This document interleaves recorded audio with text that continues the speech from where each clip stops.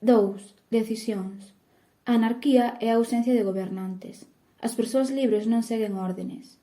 Toman as súas propias decisións, chegan a acordos dentro das súas comunidades e desenvolven medios compartidos para poñer estas decisións en práctica. Como se tomarán as decisións? Non debe haber ningunha dúda de que os seres humanos poden tomar decisións en forma non xerárquica e igualitaria. A maioría das sociedades humanas existiron sen Estado, e moitas das sociedades sen Estado non se rexiron polos dictámenes de algún gran home, senón por asambleas comúns utilizando formas de consenso. Numerosas sociedades baseadas no consenso sobreviviron miles de anos ata o día de hoxe, incluso a través do colonialismo europeo, en África, Australia, Asia, América e na periferia de Europa. A xente das sociedades nas que o poder de decisión foi monopolizado polo Estado e as empresas adoita resultar difícil inicialmente tomar decisións de forma igualitaria, pero faise máis fácil coa práctica. Afortunadamente, todos temos algo de experiencia coa toma de decisións horizontais. A maioría das decisións que tomamos na vida cotidiana, cos amigos, espero que cos colegas familiares, facémolas en base á cooperación en lugar da autoridade. A amizade é algo precioso, porque é un espazo no que nos relacionamos como iguais, donde as nosas opinións son valoradas independentemente da nosa condición social. Os grupos de amigos adoitan utilizar o consenso informal para decidir como pasar o tempo xuntos, organizar actividades, axudarse mutuamente e responder aos desafíos da súa vida diaria. Así, a maioría de nós xa entende o consenso intuitivamente. Con persoas que son significativamente diferentes de nós, necesítase máis práctica para aprender a chegar a un consenso, especialmente en grupos grandes ou cando é necesario coordinar actividades complexas, pero é posible. O consenso non é a única maneira empoderante de tomar decisións. En certas continxencias, os grupos, que son verdadeiramente asociacións voluntarias, poden empoderar aos seus membros, aínda cando se utiliza a toma de decisións da maioría. Ou unha persoa tomando as súas propias decisións e actuando por si sola pode inspirar a docenas de persoas a adoptar medidas similares ou apoiar o que comezou, evitando así o peso que a veces asfixiante das reunións. En circunstancias creativas ou inspiradoras, a xente a miúdo ten éxito coordinándose entre eles mesmos de maneira espontánea e caótica, producindo resultados sen precedentes. A forma específica da toma de decisións é só unha ferramenta, e co consenso ou a acción individual, como na maioría das tomas de decisións, a xente pode tomar parte activa no uso desa ferramenta como mellor lles pareza. Os anarquistas coreanos no 1929 gañaron unha oportunidade para demostrar a capacidade que teñen as persoas para tomar as súas propias decisións. A Federación Coreana Anarcocomunista, KACF, era unha grande organización en ese momento co apoio suficiente para declarar unha zona autónoma na provincia de Ximin. Ximin estaba nas aforas de Corea, en Manchuria, pero 2 millóns de inmigrantes coreanos vivían alí. Usando estructuras ensambladas e unha federación descentralizada que xurdiu da KACF, crearon os consellos de aldea, consellos de distrito e consellos rexionais para tratar asuntos de cooperación agrícola, educación e finanzas. Tamén se formou un exército liderado polo anarquista Kim Hwa-jin, o cal utilizaba tácticas de guerrilla contra as forzas soviéticas e xaponesas. Seccións da KACF en China, Corea e Xapón organizaron esforzos internacionais de apoio. Atrapados entre os stalinistas e o exército imperial xaponés, a provincia autónoma finalmente foi aplastada en 1931, pero durante 2 anos grandes poboacións se liberaron da autoridade dos terratenientes e os gobernantes e reafirmaron o seu poder de chegar a decisións colectivas, a realizar a súa vida día a día, a perseguir os seus soños e a defender estes soños dos exércitos invasores. Unha das historias anarquistas máis coñecidas é a da Guerra Civil Española. En xullo de 1936, o xeneral Franco deu un golpe fascista en España. Dende o punto de vista da élite, era un acto necesario. Os oficiais militares da nación, terratenientes e as xerarquías religiosas estaban aterrorizados polo crecemento dos movementos socialistas e anarquistas. A monarquía xa fora abolida, pero os obreiros e os campesiños non estaban contentos coa democracia representativa. O golpe non foi suave.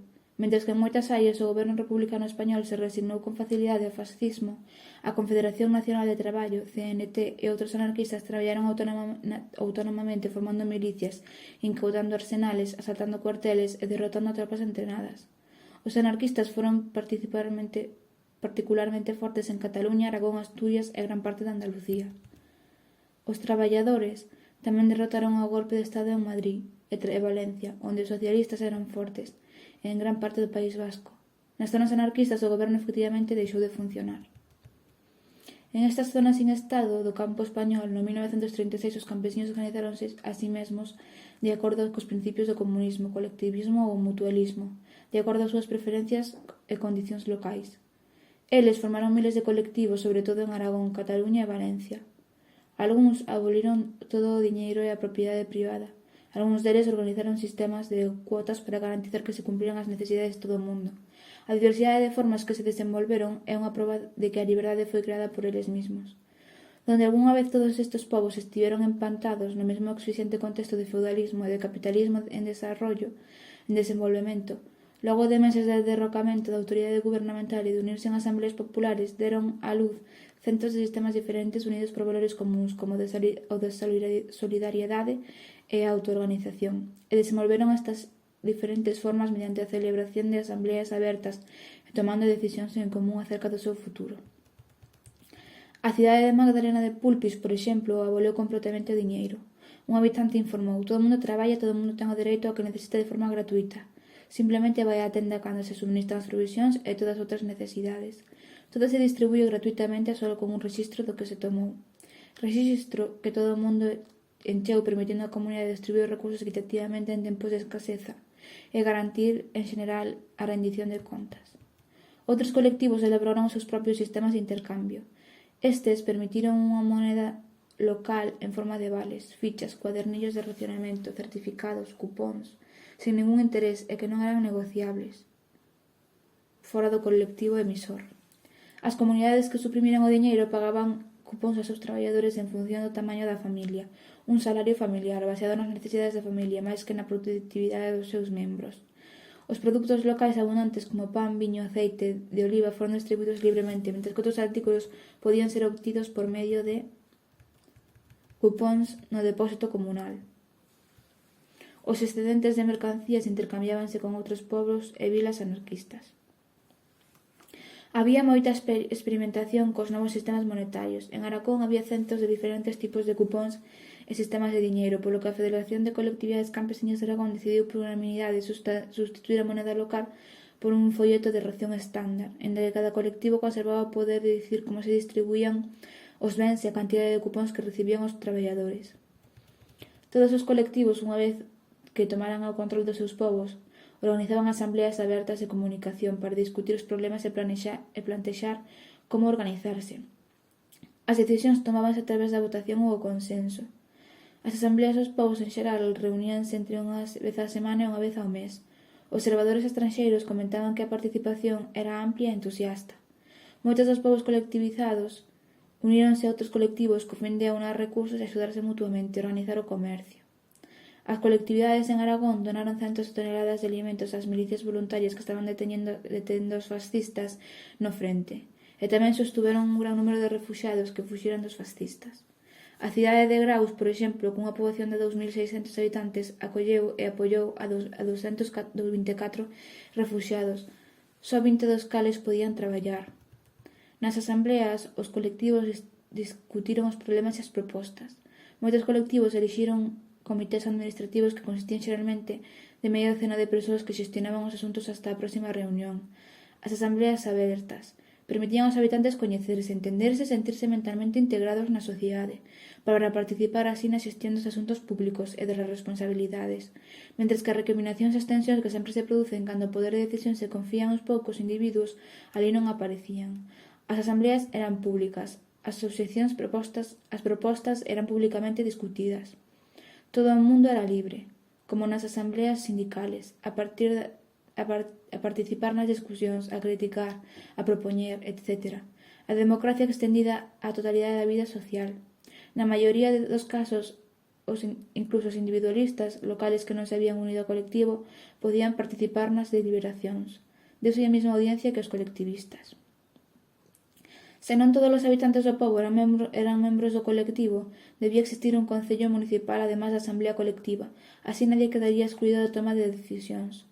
En moitos colectivos acordouse que se un membro violaba unha regla do colectivo unha vez era reprendido. Se isto ocurría por segunda vez era referido á Asamblea Xeral. Solo a Asamblea Xeral podía expulsar a un membro do colectivo. Aos delegados e administradores negouselle o poder punitivo.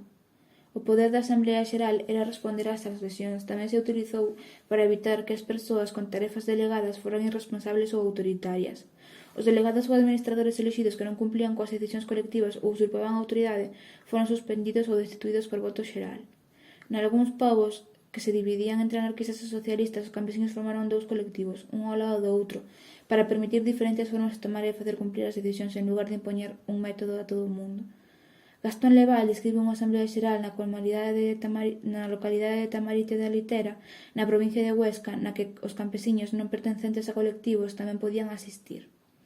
Un dos problemas plantexados na reunión foi que varios campesiños que non se vían unidos aos colectivos deixaron aos seus ancianos pais ao cuidado dos colectivos mentres tomaban a terra dos seus pais para cultivalas como propias.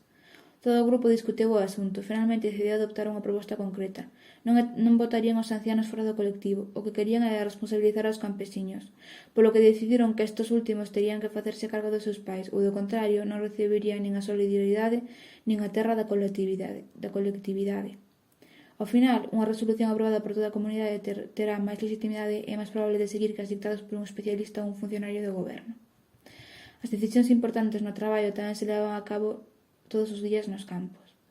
O traballo dos colectivos levouse a cabo por equipos de traballadores dirixidos por un delegado elixido por cada equipo. A terra foi dividida en zonas cultivables. Os delegados de equipo traballaban como os demais. Non había privilexios especiais. Depois da xornada de traballo, os delegados de todos os equipos reuníanse no traballo e facían os arreglos técnicos necesarios para traballar o día seguinte. A asamblea tomaba as decisións finais sobre todas as cuestións importantes e impartía instruccións tanto ao delegado de equipo como ao da comisión administrativa. Moitas áreas tamén tiñan comités de distrito que agruparon os recursos de todos os colectivos nun distrito. No fondo, actuaban como un centro de información para facer circular os excedentes que tiñan certos colectivos hacia cara a outros colectivos que o necesitaban. Centos de colectivos uníronse ás federacións organizadas a través da CNT ou UGT, o Sindicato Socialista. As federacións daban coordinación económica, poñían en común recursos para permitir aos campesiños construir as súas propias conservas de frutas e vegetais, recopilaban información sobre que elementos se encontraban en abundancia e cales eran escasos e organizaban sistemas uniformes de intercambio. Esta forma colectiva de toma de decisións demostrou a súa eficacia para os cerca de 7 a 8 millóns de campesiños involucrados en este movemento. A metade da terra de España antifascista, 3/4 partes da terra en Aragón, foi colectivizada e autoorganizada. En agosto de 1937, pouco máis dun ano despois de que os campesiños anarquistas e socialistas comezaran a formación de colectivos, o goberno republicano, baixo o control dos stalinistas, consolidárase o suficiente como para mobilizarse en contra das zonas sin lei de Aragón. A brigada de Karl Marx, as unidades das brigadas internacionais e outras unidades desarmaron e disolveron os colectivos en Aragón, aplastando toda a resistencia e levando a numerosos anarquistas e libertarios socialistas a prisións e cámaras de tortura que os stalinistas estableceran para usar contra os aliados revolucionarios. Brasil hoxe teña unha similitude coa España de 1936, na que un pequeno porcentaxe da poboación posee case a metade total da terra, mentres que millóns de persoas non teñen terra ao sustento. Un importante movemento social xurdiu como resposta. O movemento dos traballadores rurais sen terra. O movemento de traballadores rurais sen terra. Está formado por 1,5 millóns de traballadores pobres que ocupan terras non utilizadas para crear colectivos agrícolas. Dende a súa formación en 1974, a MST gañou os títulos de propiedade para 350.000 familias que viven en 2.000 distintos asentamentos. A unidade básica de organización consiste nun grupo de familias que viven xuntas nun asentamento nas terras ocupadas. Estes grupos manteñen autonomía e autoorganización nos asuntos do diario vivir. Para participar nas reunións regionais, eles designan 2 ou 3 representantes que en principio son un hombre e unha muller, aínda que na práctica isto non sempre é así. O MST ten unha estrutura federativa, contando tamén con organismos de coordinación estatal e nacional. Mentres que a maioría das tomas de decisión se levan a cabo a nivel de base coas ocupacións de terras, a agricultura e o establecemento de asentamentos, A MST tamén organiza a niveis superiores para coordinar protestas masivas e bloqueos de carreteras para presionar ao goberno a dar títulos de propiedade aos asentamentos. O MST mostrou unha grande cantidade de innovación e fortaleza, organizando escolas e protexéndose eles mesmos da frecuente represión policial. Desenvolveron prácticas de agricultura sostible, incluindo a creación de bancos de semillas para semillas nativas. Invadiron e destruíron as plantacións de eucalipto perxudiciales para o medio forestal e os terreos de proba para os cultivos modificados xenéticamente. Dentro da lóxica da democracia, considérase simplemente que 1,5 millóns de persoas é un grupo demasiado grande para que todos poidan participar directamente na toma de decisións. A maioría debe confiar o poder ao político, pero o MST ten un ideal no que é imposible manter a toma de decisións a nivel local. Na práctica, sin embargo, a miúdo non cumple con este ideal. Como unha organización masiva que non trata de abolir o capitalismo ou derrocar o Estado, sino máis ben presionalo, a MST entrou no xogo da política, na que todos os principios están á venta. Por outra parte, unha enorme porción dos seus membros viven de comunidades moi pobres e oprimidas, que por xeracións foran controladas por unha combinación de religión, patriotismo, delincuencia, drogadicción e o patriarcado. Esta dinámica non desaparece cando a xente entra no movimento e causa problemas significativos na MST. Ao longo dos anos 80 e 90, os novos asentamentos da MST foron creados por activistas da organización que buscaban a xente sen terra, especialmente en zonas rurais ou nas favelas, os tugurios urbanos que quixeran formar grupo e ocupar a terra.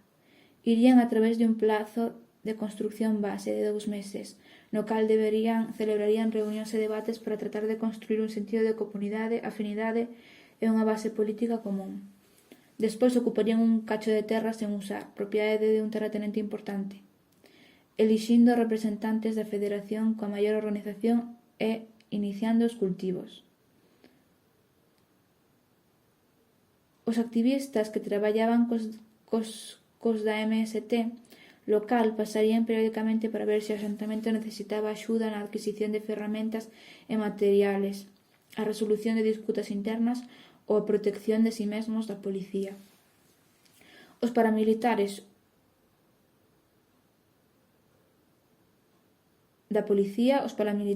ou dos grandes terratenientes, todos os cales con frecuencia conspiraron para amenazar e asesinar a membros da MST.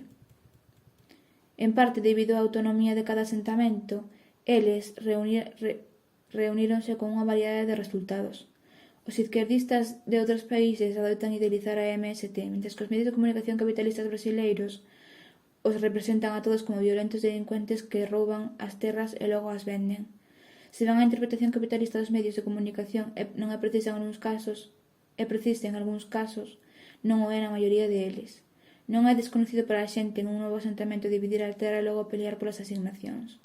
Algúns poderían vender a súa asignación a un terrateniente local ou abrir unha tienda de licores na súa asignación e favorecer o alcoholismo ou interferir na asignación do seu veciño, e dentro desos límites as disputas son resoltas a veces con violencia. A maioría dos asentamentos divídense en casas independentes, totalmente individuales, en lugar de traballar a terra colectiva ou comunalmente. Outra debilidade común é o reflexo da sociedade da que veñen estes traballadores en terra. Moitos dos asentamentos están dominados por unha cultura patriota, cristiana e patriarcal. Aínda que estas debilidades son necesarias de abordar, a MST logrou unha larga lista de victorias.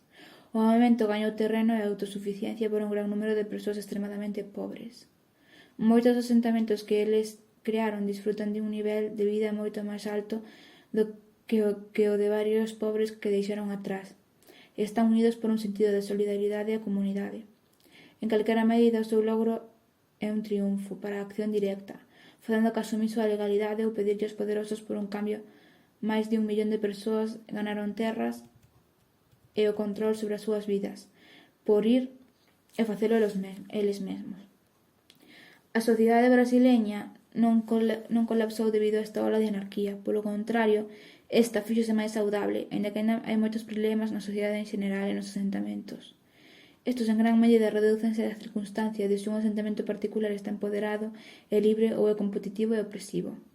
De acordo con un membro da MST que traballou durante varios anos en unha das rexións máis peligrosas de Brasil, 2 meses non era o suficiente tempo na maioría dos casos para superar a formación da xente antisocial e crear un verdadeiro sentido de comunidade, pero era moito mellor o patrón prevalente do período seguinte. Como a organización experimentaba unha tendencia cara ao crecemento, moitos activistas comezaron asentamentos mediante o recrutamento de grupos estranxeiros. Prometíanlle terras e enviábanos a rexións cos solos máis pobres ou cos propietarios máis violentos, a miúdo contribuindo á deforestación no proceso. Naturalmente,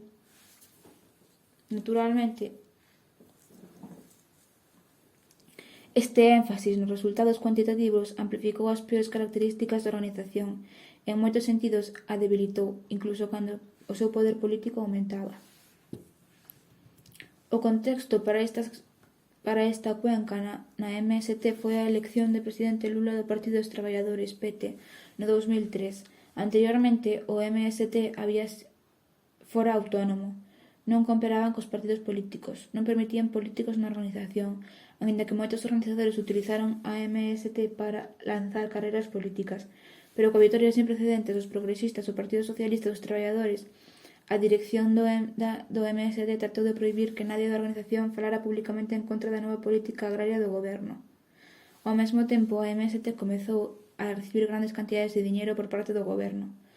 Lula prometeu entregar terras a un certo número de familias e os dirixentes da MST apresuraronse en cherar esta cuota e engullir a súa propia organización, abandonando as súas bases e principios.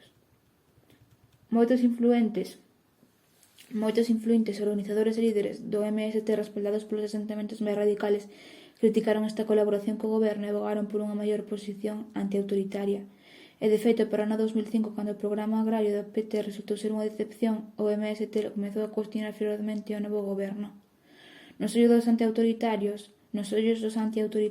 a organización perdera a súa credibilidade, ademais de demostrar unha vez máis os resultados predecibles da colaboración co goberno. Pero dentro do movimento todavía hai moitas causas para inspirarse. Moitos dos asentamentos continúan demostrando a capacidade das persoas para superar a socialización capitalista e autoritaria se se deciden a facelo. Tal vez, o mellor exemplo son as comunas da terra, unha rede de asentamentos que constituyen unha minoría dentro da MST, que cultivan a terra comunalmente e fomentan o espírito de solidaridade, desafían internamente ao sexismo e a mentalidade capitalista, e crean exemplos prácticos de anarquía. É notable que a xente na terra da comunas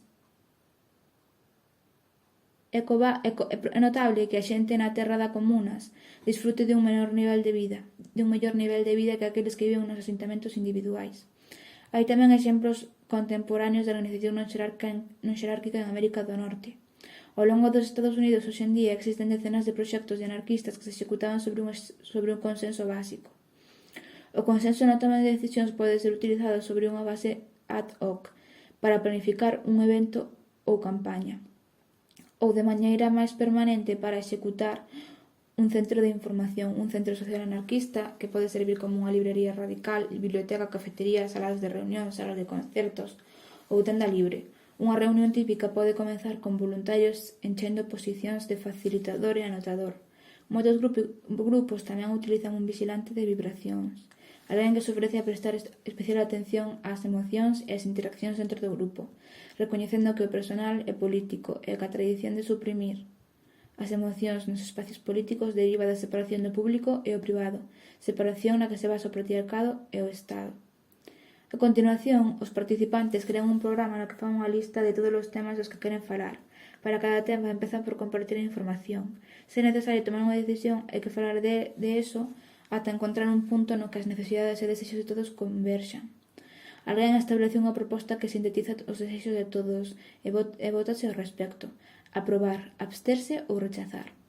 Se unha persoa se opón, o grupo busca outra solución. As decisións poden non ser sempre a primeira opción de todos, pero todo o mundo debe sentirse cómodo coas decisións que adopta o grupo. Ao longo deste proceso, o facilitador alenta a plena participación de todo o mundo e asegúrase que nadie quede en silencio. A veces, o grupo é incapaz de resolver un problema particular, pero a opción de non chegar a ningunha decisión mostra que no consenso a saúde do grupo é máis importante que a eficiencia. Tales grupos fórmanse baixo o principio de asociación voluntaria. Calquera é libre de salir se así o desexa, en contraste coas estructuras autoritarias que poden negar ás persoas o dereito a salir ou deixar exentos a algúns dunha decisión na que non estaban de acordo. De acordo con este principio, é mellor respetar os diferentes puntos de vista dos membros de un grupo que facer cumprir unha decisión que deixa algunhas persoas excluídas ou silenciadas. Isto pode parecer pouco práctico para aqueles que non participaron en este proceso, pero o consenso serviu para moitos infoshops e proxectos similares nos Estados Unidos por anos. Usando o consenso, estes grupos tomaron decisións necesarias para organizar espacios e eventos, chegar ás comunidades circundantes, atraer novos participantes, recaudar fondos e resistir aos intentos dos gobernos locais e líderes empresariales de cerralas. É máis, parece que varios proxectos basados no consenso nos Estados Unidos están crecendo. Por suposto, o consenso funciona mellor para as persoas que se conocen e teñen un interés común de traballar xuntos, se son voluntarios que desexan executar un centro de información, veciños que queran resistir ao aburguesamento, ou membros dun grupo de afinidade planificando ataques contra o sistema. Pero de que funciona, funciona. Unha obxección común é que as reunións de consenso levarán máis tempo, pero son realmente menos eficientes? Os modelos autoritarios de toma de decisións, incluindo a votación por maioría, na que a minoría se ve obligada a axustarse á decisión da maioría, ocultan ou externalizan os seus costos reais. Comunidades que usan medios autoritarios para tomar as súas decisións non poden existir sen que a policía ou algunha outra estructura fagan cumprir estas decisións. O consenso excluye a necesidade de forzar e castigar ao asegurarse de que todo o mundo está satisfeito de antemán. Cando se ten en conta todas as horas de traballo que unha comunidade perde no mantemento dunha forza policial que é un enorme sumideiro de recursos, as horas dedicadas a reunións de consenso parecen un bo uso do tempo despois de todo. A rebelión do sureño estado mexicano de Oaxaca ofrece outro exemplo das tomas de decisións populares. No 2006, a xente fíxose cargo da cidade de Oaxaca e de gran parte do estado. Máis da mitad da población de Oaxaca é indíxena, e as loitas contra o colonialismo e o capitalismo remontanse a 500 anos atrás.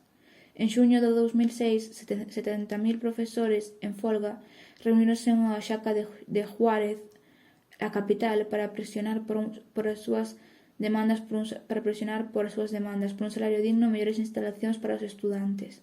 O 14 de xuño, a policía atacou os campamentos de profesores, pero estes defenderonse obligando a policía a salir do centro da cidade, facéndose cargo dos edificios do goberno, desaloxando os políticos e creando barricadas para mantelos fora. A cidade de Oaxaca autoorganizouse e foi autónoma durante 5 meses, ata que foron enviadas tropas federales. Depois de que obligaron á policía a salir da cidade capital, os mestres en folga uníronse aos estudantes e outros traballadores e xuntos formaron a Asamblea Popular dos Povos de Oaxaca. A APPO convirteuse nun órgano de coordinación nos movementos sociais de Oaxaca, organizando con eficacia a vida social e a resistencia popular durante varios meses no vacío creado polo colapso do control estatal. Reuniu a delegados dos sindicatos organizantes non gubernamentais, organizacións sociais e cooperativas ao longo de todo o Estado tratando de tomar decisións no espírito dos povos indígenas coa práctica do consenso. Inda que a maioría das asambleas tomaron decisións con maioría de votos, os fundadores da APPO rechazaron a política electoral e chamaron ás persoas de todo o Estado a organizar as súas propias asambleas en cada nivel.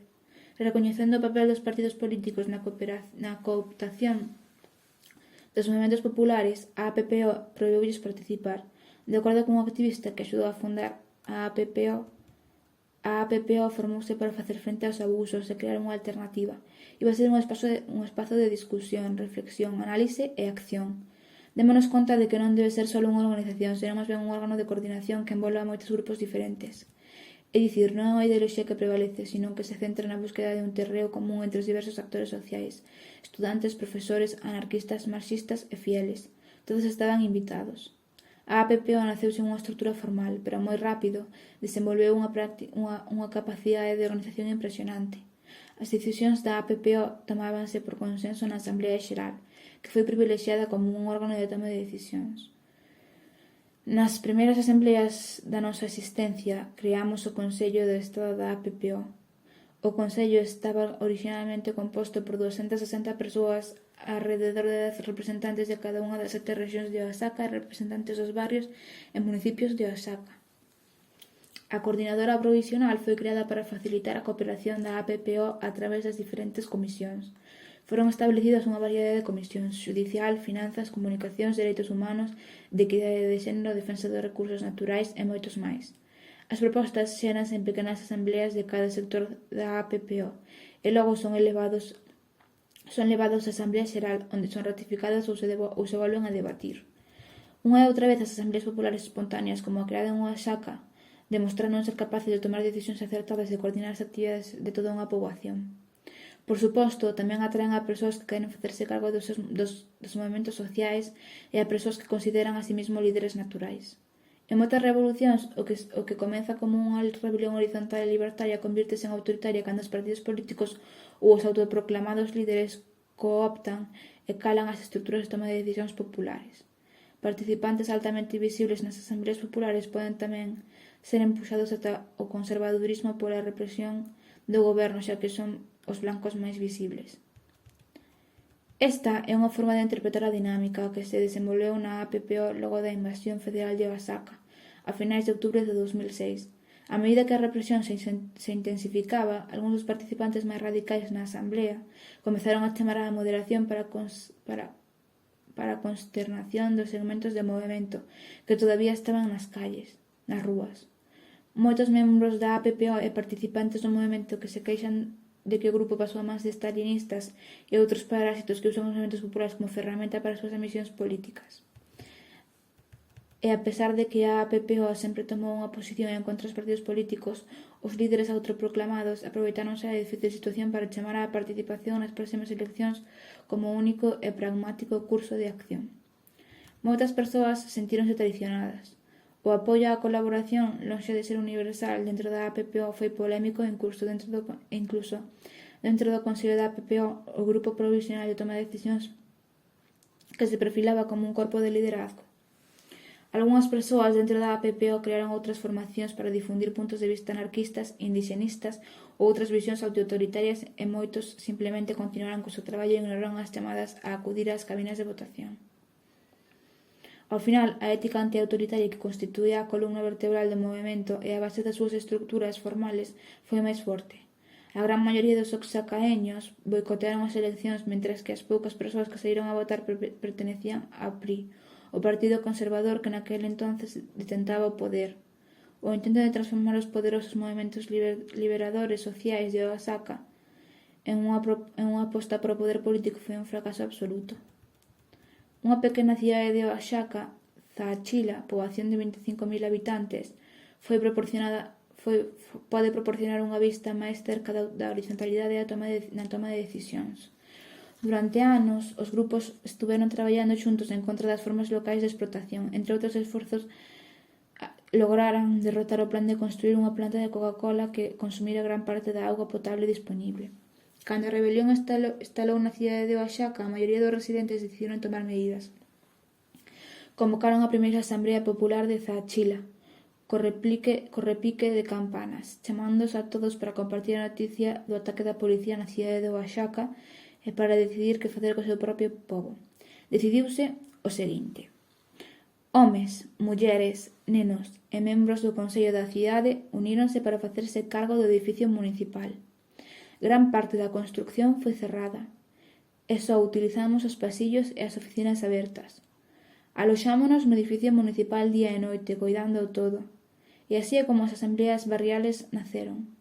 Decíamos, é o barrio da súa idade o que cambia, e a súa vez mañán tocalle San Jacinto. Así foi como as asambleas do barrio se utilizaron por primeira vez e máis tarde se convertiron nos corpos de toma de decisións que é onde estamos agora. A incautación do edificio municipal foi totalmente espontánea. Os activistas desde antes xogaban un papel e inicialmente dirixiron cousas, pero a estrutura da Asamblea Popular desenvolveuse pouco a pouco. As asambleas de barrio, compostas por un corpo en rotación de 5 persoas, tamén se formaron en cada sección da cidade e xuntos formaron a Asamblea Popular Permanente, o Consello do Pobo de Zaachila. A xente das asambleas de barrio poden non ser activistas para nada, pero pouco a pouco, a medida que siguen coa súa obligación de levar a información de ida e volta desde o Consello, desenvolven a súa capacidade de liderazgo. Todos os acordos tomados no Consello son estudiados por estas 5 persoas e logo devolvense aos barrios para a súa revisión. Estas asambleas están totalmente abertas, calquera pode participar e facer oír a súa voz. As decisións sempre van á votación xeral e todos os adultos presentes poden votar. Por exemplo, se algunhas persoas pensan que debe ser construído un ponte e outras pensan que necesitamos centrarnos na mellora da electricidade, votamos cal debe ser a prioridade. As vitorias son da maioría, do 50% máis 1. A xente do pobo votou ao alcalde, mentras mantuveron os servicios públicos e tamén estableceron unha estación de radio comunitaria. A cidade serveu como modelo para docenas de outros municipios en todo o estado que rapidamente proclamaron a súa autonomía. Anos antes destes acontecementos en Zachila, outro grupo organizou vilas autónomas no estado de Oaxaca. 26 comunidades rurales afiliadas á CIPO-RFM, Consello dos Povos Indígenas de Oaxaca, Ricardo Flores Magón, unha organización que se identifica coa tradición do sur de México, da resistencia indígena e anarquista, o nombre que fai referencia a un influente anarquista indígena na Revolución Mexicana. Na medida na que poidan, vivindo baixo un réximen opresivo, as comunidades CIPO afirman a súa autonomía e axúdanse mutuamente para cumplir coas súas necesidades, poñendo fin á propiedade privada e traballando a terra comunalmente. Normalmente, cando un pobo expresa o seu interese en unirse ao grupo, alguén da CIPO virá a explicar como funcionan e os habitantes do pobo decidirán se queren participar ou non. O goberno a miúdo nega recursos aos povos CIPO, coa esperanza de que morran de fame, pero non é de extrañar que moita xente pensara que podería vivir con maior riqueza sendo doños das súas propias vidas, incluso se isto significaba unha maior pobreza material.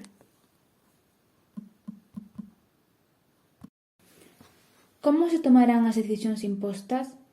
Tanto oscureceu o Estado o feito de que as persoas son capaces de implantar as súas propias decisións, que aqueles elevados nesta sociedade son apremiados para imaginar como podería levarse a cabo isto sen dar unha pequena minoría a autoridade para coaccionar a xente a seguir as súas ordes. Por o contrario, o poder para facer cumplir as decisións debe ser tan universal e descentralizado como o poder para tomar estas decisións. Hubo sociedades en Estado en todos os continentes que utilizaban sancións difusas en vez de fiscalizadoras especializados.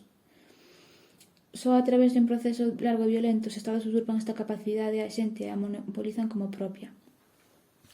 Así é como funcionan as sancións difusas. En un proceso continuo, unha sociedade decide como quere organizarse e a comportamentos consideran inaceptables. Isto pode ocurrir co tempo ou en contextos formais e inmediatos. A participación de todos na toma destas decisións complementase coa participación de todos na defensa deles. Se alguén rompe estas normas comúns, todo o mundo está acostumbrado a reaccionar. Eles non chaman á policía nin presentan unha queixa, ou esperan a que alguén faga algo, acércanse á persoa que creen que está mal e dinllo, ou toman outra acción apropiada. Por exemplo, a xente dun barrio pode decidir que cada fogar tome diferentes turnos na limpieza da calle. Se un fogar non se ten a esta decisión, todos os demais no bloque teñen a capacidade para pedirlle que cumpra a súa responsabilidade. Dependendo da gravedade da transgresión, é que outras persoas no teu vecinario poidan reaccionar coa crítica, o ridículo ou o ostracismo. Se o fogar ten unha boa excusa para non facelo, tal vez alguén que vive ali está moi enfermo e os outros ocupados cuidando, os veciños poden optar por entendelo e perdonar o lapso. Esta flexibilidade e sensibilidade polo xeral están ausentes nun sistema basado na lei. Por outro lado, se o negligente fogar non ten excusa e non só nunca limpia as calles, sino que ensucian, os seus veciños poderían celebrar unha reunión xeral exixindo un cambio do seu comportamento ou pode ser que tomen accións como acumular toda a basura en frente da porta de dita casa. Mentres tanto, nas interaccións do día a día entre veciños individuais poden compartir as súas críticas aos membros do fogar transgresor ou burlarse deles, non evitar as actividades conxuntas ou expoñelos nas calles. Se alguén é incorrexiblemente antisocial, sempre bloqueando ou contradicindo os deseos do resto do grupo e negándose a responder ás preocupacións da xente, a resposta final é sacar a esa persoa fora do grupo. Este método é moito máis flexible e máis liberador que os métodos coercitivos legais. En lugar deste tratado á cega carta da lei, que non pode ter en conta circunstancias específicas ou necesidades das persoas que depende dunha poderosa minoría para a súa execución, o método de sancións difusas permite sopesar a todos a gravedade mesma da transgresión.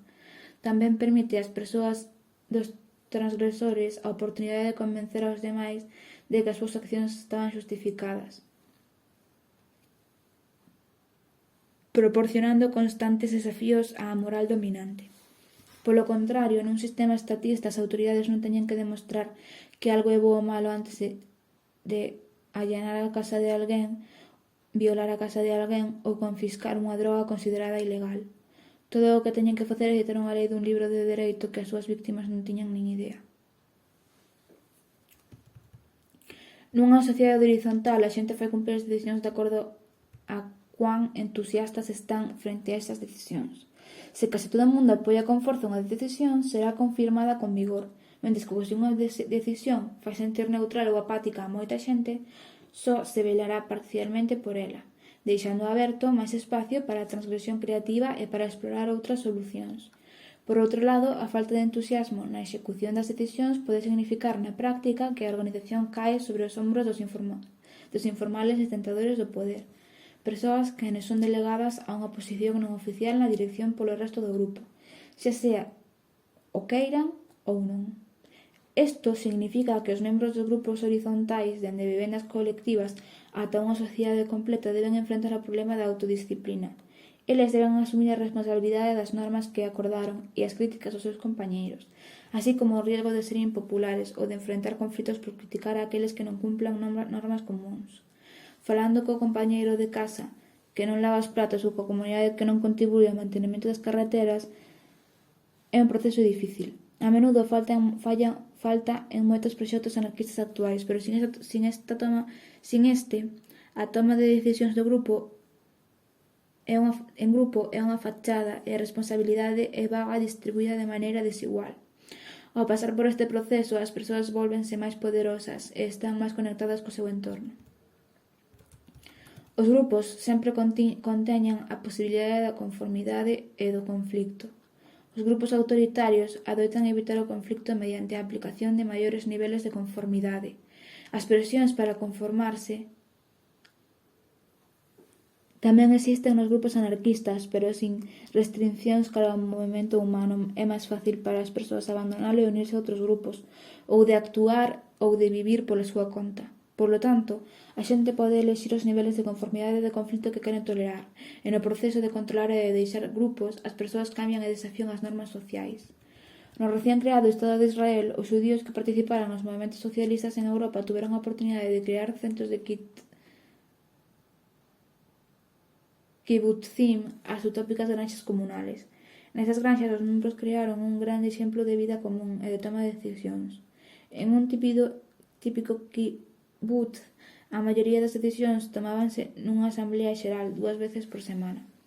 A frecuencia e a duración das reunións xurdiron do feito de que moitos aspectos da vida social estaban abertos a debate, así como a creencia común de que as decisións adecuadas só poden tomarse despois dunha discusión intensiva en grupo. Houve unha docena de cargos de elección popular no kibbutz relacionados coa xestión de asuntos financeiros da comuna e coa coordinación da produción do comercio. Pero a política xeral tiña que ser decidida nas xuntas xenerais. As posicións oficiais foron limitadas a términos de uns poucos anos. E os membros alentáronse a unha cultura de odio ao cargo, unha renuncia a asumir un cargo e o desprecio por aqueles que parecían estar famentos de poder. Nadie no kibbutz tiña autoridade coercitiva. Tampouco había policía no kibbutz, a pesar de que era común para todo o mundo salir deixando as portas sin chave. A opinión pública foi o factor máis importante para asegurar a cohesión social. Se había un problema con un membro da comuna, era discutido na Asamblea Xeral, pero a maioría das veces só a amenaza de que sería tratado na Asamblea Xeral motivaba a xente para traballar nas súas diferencias. No peor dos casos, se un membro se negaba a aceptar as decisións do grupo, o resto dos colectivos podían votar para votalo, Sen embargo, esta última sanción diferénciase das tácticas coercitivas utilizadas polo Estado en un aspecto clave. Os grupos de voluntarios só existen porque todo o mundo involucrado quere traballar con todos os demais. Unha persoa que é excluída non se ve privada da capacidade de sobrevivir ou de relacionarse, xa que hai moitos outros grupos aos que pode unirse. Mais importante aínda, non se ve obligada a acatar as decisións colectivas. Nunha sociedade baseada neste principio, a xente disfruta dunha mobilidade social que se nega ás persoas en contextos estatistas, nos que as leis se aplican ao individuo as aprobe este ou non. En calquer caso, a expulsión non era común nos kibbutzim, porque a opinión pública e os grupos de discusión eran suficientes para resolver a maioría dos conflictos. Sen embargo, os kibbutzim tiñan outros problemas que nos poden enseñar importantes leccións sobre a creación de colectivos. Despois de aproximadamente unha década, os kibbutz comezaron a sucumbir ás presións do mundo capitalista que os rodeaba. Aínda que internamente os kibbutz eran moi comunales, nunca foron adecuadamente anticapitalistas desde o principio e intentaron existir como produtores competitivos nunha economía capitalista. A necesidade de competir na economía e, polo tanto, na industrialización alentou unha maior dependencia de expertos, mentres que a influencia do resto da sociedade fomentaba o consumismo. Ao mesmo tempo, hubo unha reacción negativa á falta de privacidade intencionalmente estructurada nos kibbutz. As luchas comuns, por exemplo. O propósito desta falta de privacidade era o de enxeñar un espírito máis comunitario, pero debido a que os diseñadores dos kibbutz non se deron conta de que a privacidade era tan importante para o benestar da xente como é a conectividade social, os membros do kibbutz, co tempo, empezaron a sentirse sofocados e retiráronse da vida pública dos kibbutz, incluindo a súa participación na toma de decisións. Outra lección importante dos kibbutzim é que os colectivos constructores de utopías deben involucrar a incansable loita contra as estructuras autoritarias contemporáneas ou pasarán a formar parte de estas estructuras. Os kibbutzim fundaron nas terras confiscadas polo Estado de Israel aos palestinos contra quenes continúan as políticas xenocidas aínda hoxe en día. O racismo dos fundadores europeos permitiu ignorar o abuso infringido aos antigos habitantes do que veían como unha terra prometida, da mesma maneira que os peregrinos relixiosos en América do Norte saquearon aos indígenas para a construción da súa nova sociedade. O Estado de Israel canou incriblemente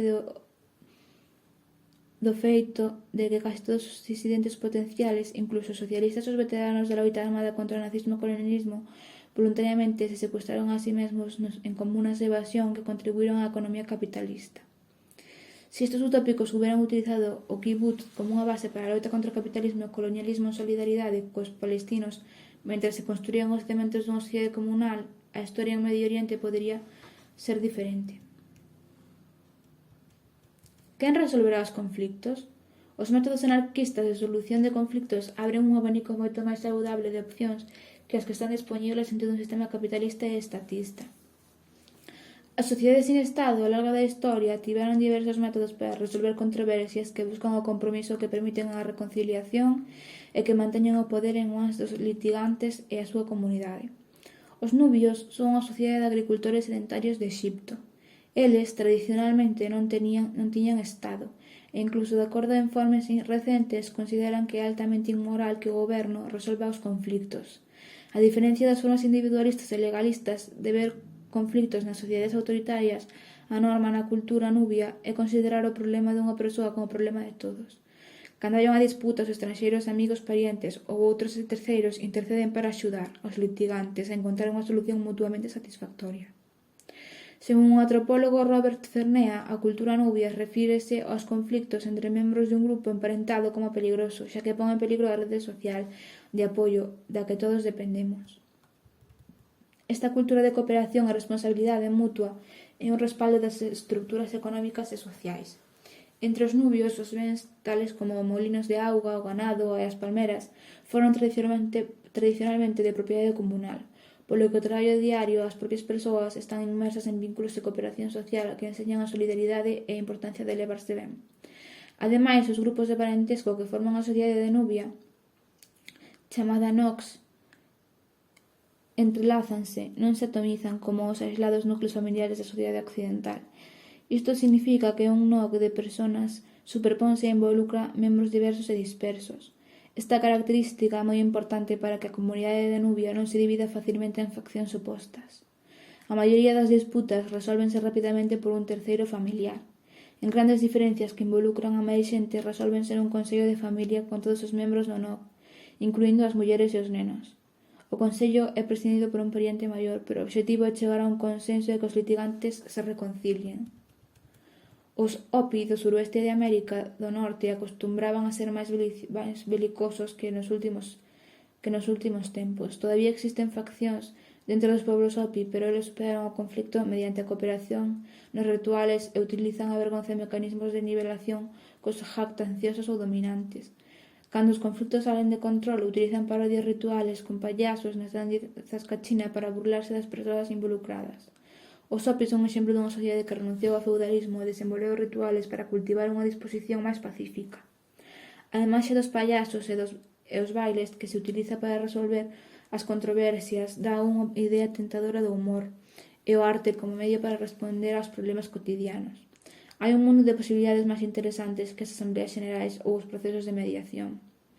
A resolución artística de conflictos alenta a novas formas de enfocar os problemas e subvirte a posibilidade de mediadores que permanentemente obteñen o poder por monopolizar o papel de árbitro. Reunión nas calles. Os políticos e os tecnócratas claramente non son capaces de tomar responsablemente as decisións de millóns de persoas. Eles aprenderon o suficiente dos seus moitos errores pasados que os gobernos non adoitan derrumbarse debido Eles aprenderon o suficiente dos seus moitos erros pasados, que os gobernos non adoitan derrumbarse debido á incompetencia que eles poidan aportar, así como que dificilmente serán eles os que crearán o mellor dos mundos posibles. Si eles poden administrar e manter as súas absurdas burocracias funcionando, non está fora da lógica pensar que nós poderíamos organizar as nosas comunidades para nós mesmos, polo menos da mellor forma que poidamos. A hipótese da sociedade autoritaria de que unha poboación grande e diversa necesita institucións especializadas para controlar a toma de decisións pode ser refutada en moitísimas ocasións. O MST de Brasil mostra que un gran grupo de persoas o maior poder na toma de decisións pode residir a nivel basal, con cada unha das comunidades ocupándose das súas propias necesidades. O pobo de Oaxaca demostrou que unha toda sociedade moderna podese organizar e coordinar a resistencia contra o asalto constante da policía e os paramilitares, con asambleas abertas. Os infoshops anarquistas e os kibbutzim israelís mostran que grupos executando complexas operacións que teñen que pagar o alquiler ou cumplir con horarios de produción durante o cumprimento de obxectivos sociais e culturais que nas empresas capitalistas ni sequera intentan poden tomar decisións de forma oportuna e defender estas decisións sen ninguna clase de matóns. Os Nuer mostran que a toma de decisións horizontal pode prosperar durante xeracións, incluso despois da colonización, e que unha cultura restauradora na resolución de conflictos non hai necesidade de unha institución especializada para resolver as disputas. Durante a maioría da historia humana, as nosas sociedades foron igualitarias e autoorganizáronse, e non perdemos a capacidade de tomar e manter decisións que afectan as nosas vidas, ou de imaginar novas e mellores formas de organización. Sempre que as persoas superen a alienación e se unan cos seus veciños, desarrollarán novas e emocionantes formas de coordinación e toma de decisións. Unha vez liberados de terratenientes, sacerdotes e alcaldes, os campesiños en educación e oprimidos de Aragón mostráronse iguais na tarea de facer non só un novo mundo, sino centos de eles. Os novos métodos na toma de decisións adoitan estar influenciados por institucións e valores culturales preexistentes. Cando a xente recupera a autoridade de tomar decisións sobre algún aspecto das súas vidas, deben preguntarse a si mesmas cales son os puntos de referencia e os precedentes que xa existen na súa cultura e que desventaxes arraigadas se teñen que superar. Por exemplo, podería haber unha tradición de reunións ciudadanas que se poderían ampliar dende ventanas simbólicas a verdadeira autoorganización. Por outra parte, a xente podería partir dunha cultura machista en cuxo caso se ten que aprender a escoitar, comprometerse e facer preguntas. De forma alternativa, se un grupo desarrolla un método de toma de decisións que é totalmente original e axeno á súa sociedade, que poden enfrentar desafíos, incluindo explicar o método a recién chegados e estranxeiros. A veces isto é unha debilidade dos infoshops nos Estados Unidos, que empregan unha forma de tomar decisións ben pensada e ideal e suficientemente complexa para resultar extraña incluso para moitos dos participantes. Un grupo antiautoritario pode usar algunha forma de consenso ou de voto mayoritario. Os grupos grandes poden encontrar que a votación é máis rápida e máis eficiente, pero tamén pode silenciar a unha minoría. Quizáis a parte máis importante do proceso é a discusión, que ocorre antes da decisión. A votación non disminui a importancia dos métodos que permiten comunicarse todos e chegar a vos compromisos. Moitos povos autónomos de Oaxaca utilizan en última instancia a votación para tomar decisións e proporcionan un exemplo inspirador de autoorganización aos radicais, de que de outro modo aborrecen a votación. Aínda que a estrutura do grupo influe sin duda na cultura e nos seus resultados, a formalidade da votación pode ser un expediente aceptable se toda a discusión que se leve a cabo antes se empapa nun espírito de solidaridade e cooperación. Nunha sociedade autoorganizada, non todos participan por igual en reunións e outros espacios formais. Un corpo de toma de decisións pode chegar a ser dominado por certas persoas e a propia asamblea pode transformar nunha instrucción burocrática con poderes coercitivos. Por esta razón pode ser necesario desenvolver novas formas descentralizadas e superpoñer formas de organización e de toma de decisións, así como para preservar o espazo para a organización espontánea que se produce fora de todas as estruturas preexistentes. Se só hai unha estrutura na que se toman todas as decisións, pode desenvolverse unha cultura interna que non é exclusiva, que non é inclusiva para todos na sociedade. Logo, coa experiencia de estar dentro, podes chegar a posicións de liderazgo, e a actividade humana externa á estrutura pode ser deslegitimizada. Moi pronto terás un goberno. Tanto os kibbutzim como a APPO evidencian o progresivo desarrollo da burocracia e a especialización. Pero si existen varias estruturas de toma de decisións para as diferentes esferas da vida, e si poden xurdir ou desaparecer según as necesidades. Ningún deles pode monopolizar a autoridade. En ese sentido, o poder necesita manterse nas rúas, nas casas, nas mans das persoas que o exercen, nas reunións de persoas que se xuntan para resolver problemas.